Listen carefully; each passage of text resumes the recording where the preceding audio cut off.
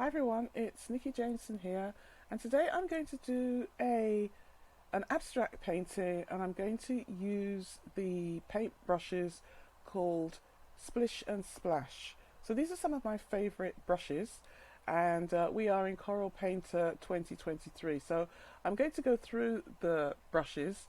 However, I'm not going to do a blow by blow account of all the brushes. I'm just going to go through them, and I'm just going to try and paint this abstract. So this first brush is called Deep Drip.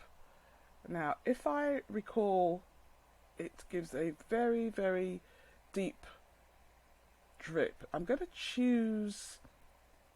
decide on which background to use. What I've done is that I've imported this paper background, which I might actually change, because this background is actually going to hide quite a bit of the painting. So I'm going to just close the background for now. With dripping, we get these really nice long drips, which if you keep on doing the drips, if you keep moving down with your brush, you can add more, and that can make quite a nice background to start.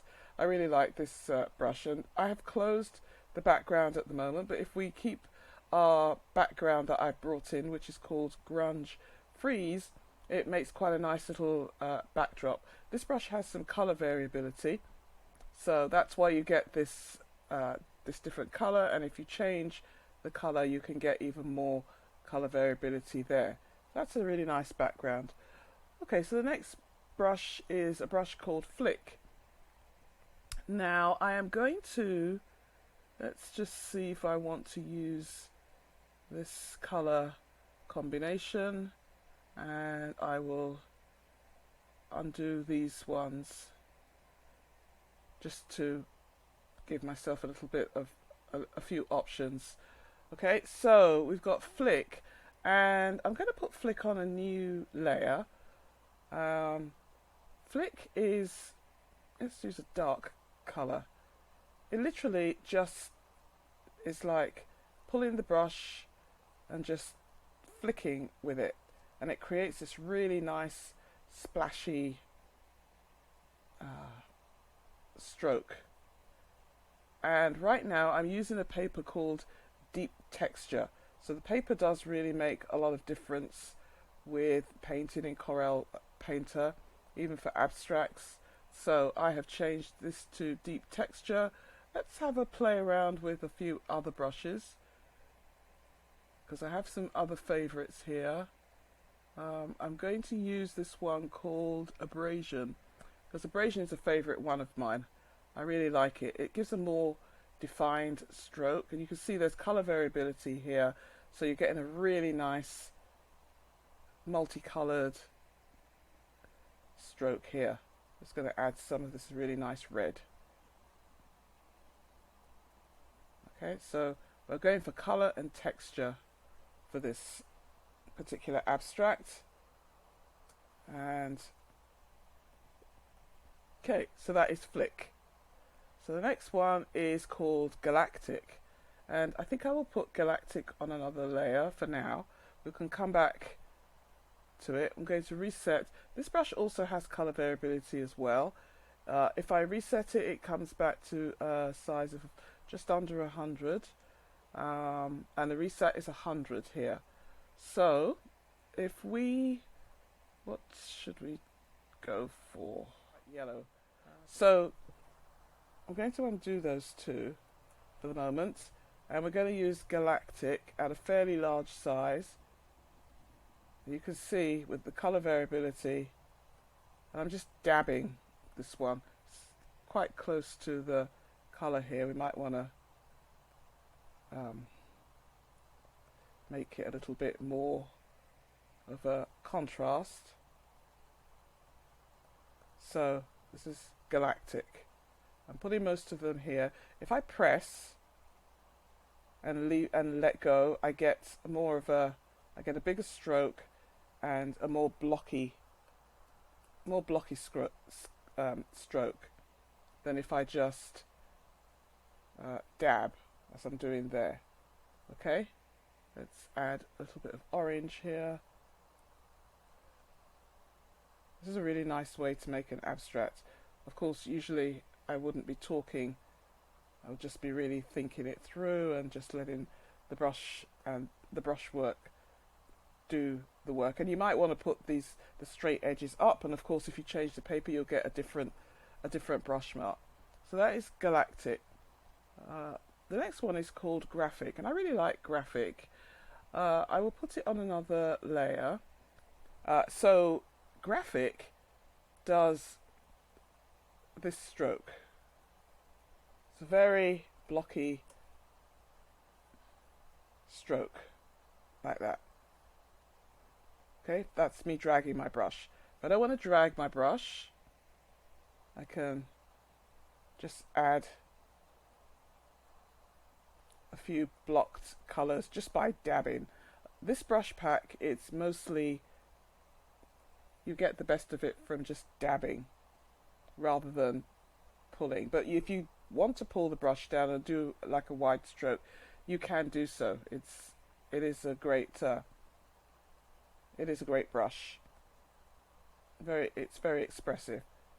Okay, so that one is Graphic. Inky. Now this one, I think I'm going to just leave it on layer 4, and I'm going to reset it because I think it's a smaller brush. And this one is like dropping ink splats, which I love. Okay, I really love to do this, and I love it when they're white. Now this is a good idea to put this on another layer, because otherwise it's going to blend with the paint. So I'm going to move layer 5 up, and I'm just going to quickly dab. You have to sort of press, and then you can get some nice ink splats. If this looks a little bit different, it's because I started it again, because I lost it. And on that note, I think I'd probably better save this and call this, let's call this Splish and Splash 2. Splish and Splash 2. Abstract.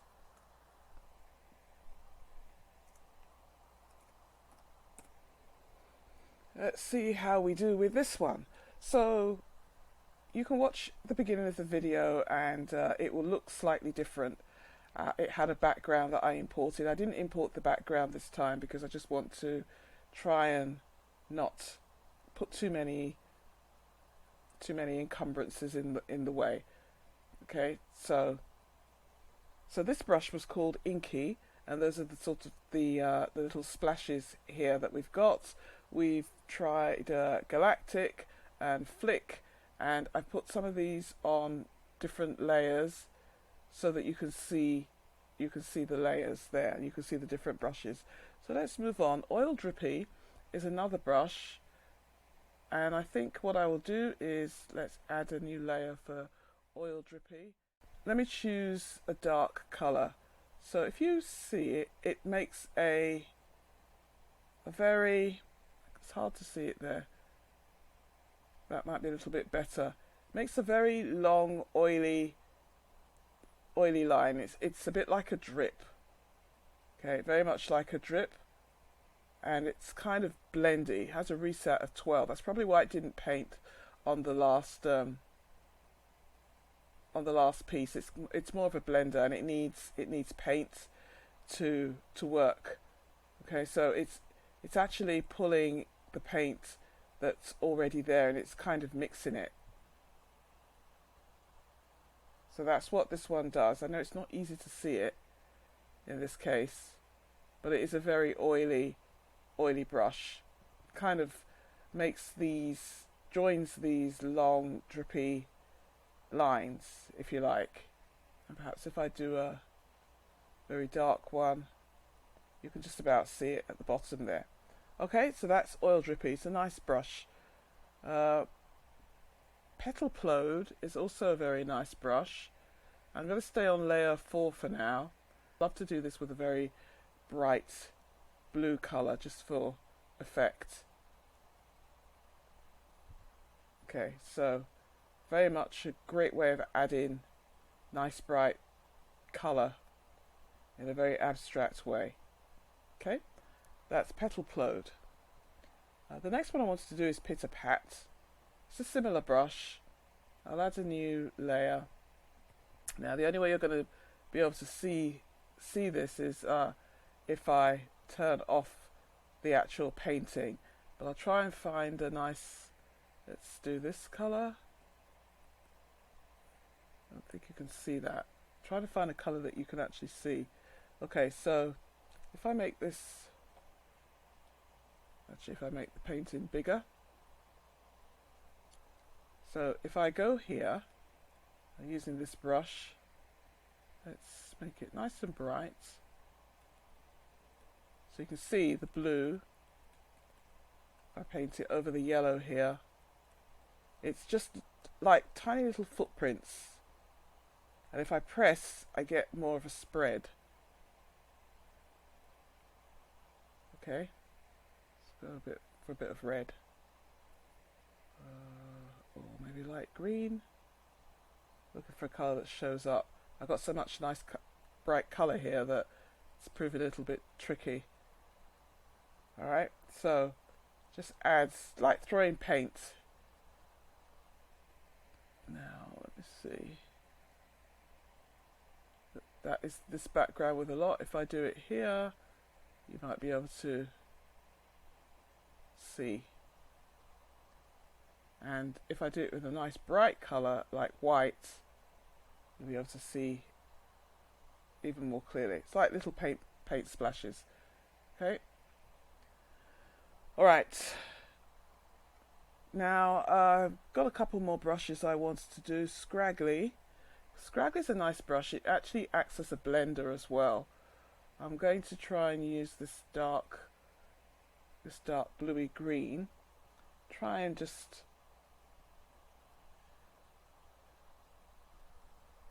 move this a bit. This is it's a kind of a very lush brush. Did I actually reset that? I'm not sure I did. But it's a very luscious brush. It's called Scraggly, and it puts down quite a bit of very nice paint colour. And there's lots of lovely colour variability. If I turn my brush, I can get different colours from it. Okay, so let's pretend we've got a bunch of flowers here or something.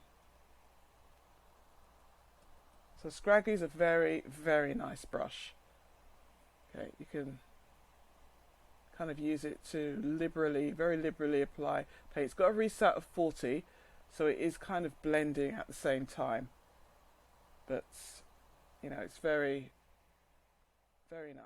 And splashing, just reset it.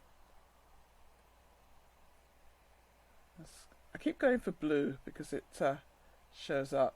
The splashing is like water splashes that you can just dab liberally. Let's do it here. See? So if you wanted to build up, let's say, an area. I know we've got a lot of red here. Let's take that down a little bit. So with abstract, you can build up your colour or your texture or a combination of both. And I know I'm doing a brush demo here, but typically if you're doing an abstract, it doesn't have to have a meaning per se. I know this looks like a bunch of flowers, but that's just because it happens to come out like that. Okay, so I'm really making the most of the colour here. Alright, that's splashing. Very nice brush. And Splat is a similar brush, but it's a bit denser. It's a bit of a harder edge and a little bit denser, very abstract. so you can do lots of nice abstract shapes. Probably I should go on another layer now because we've got quite a few layers here. And before I do that, I'm just going to save it just in case I don't want to lose it again. So that's Splat. Now I wanted to see if there's any other brushes. Spittery, and then with thin drip. Actually, we've used most of them. So spittery, I cannot remember what this brush does, but I will reset it. Okay, so spittery, it does very, very tiny dots. So it's kind of like an abstract, again, an abstract color here. Just trying to see, have we got a color we haven't used? So you could do like thin lines. Let's do white here. See that because these paints have a lot of what's the word I'm looking for? Reset ability. So whenever I'm pulling my brush across the paint, it's actually interacting with the paint that's there. Okay, so spittery just does like little lines, like little bubbles of water. The harder you press, the bigger the paint splats. Looking for the word there. Okay, there's another form of paint splat. Okay, so I really like that brush. And Spritz will kind of spritz. Ooh, yeah, this is a very interesting brush. I always say use this one with care, and I will probably not use it on this right now because I've got such a lot of paint and colour here already, so I wouldn't really want to add to it. But if I'm to do that, you will see that it adds. Let's just sample this colour. It adds colour variability, and it has almost a 3D effect. So it will be very nice for something very central here. Okay, but I can't get a true white unless I go on a completely different color. But it's taking in the color of where it lands. Okay, and there, if I go to my color wheel, you'll see that there is a ton of color variability here. It's a really unusual and nice brush. But you don't want to overdo it like I'm doing in this, like I'm probably doing here. Okay, it gives a 3D kind of appearance. So I'm being very liberal with this color here. I'm not really being precious about it. And then lastly, thin drip is just a very, very thin drip. I'm going to put this on another layer. And I'm going to pull that layer all the way down, and then it won't touch the paint that I've got here. So you see, thin drip. It's a bit like the brush I used at the beginning. And what you could do with, if you're using layers, as I'm doing here, this is very, very bright and loud. But what you can do is that you can move your layers interchangeably, and if you want to add something like this as an embellishment, or to just add more to your painting, as I'm doing here, you can just put it on a layer below, and then you can paint the layer and it won't interfere with your layers above because you're only tackling the layers below. And of course you can collapse any of these layers at any time during the painting. Okay, so I've got my focal point here and to some extent here.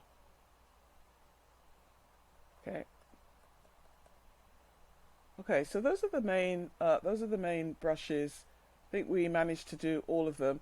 They're very, very nice brushes. I mean, I'm just doing a dabbing motion, but I mean, If you can do circles, you can just use a couple of brushes and do more with them rather than try and use all of them. And if you vary the papers, you're going to get even more variability and very nice color. I really love these brushes. They're very nice and well worth experimenting with, and they're called Splish and Splash, and they're Corel Painter brushes. I believe they're available in the store if they're no longer in there, the ones that they come with, but I always turn to them if I want to do abstracts from time to time. Thanks very much for watching this video. I hope you learned something new about the brushes, and perhaps I will see you in another video. Take care. Bye.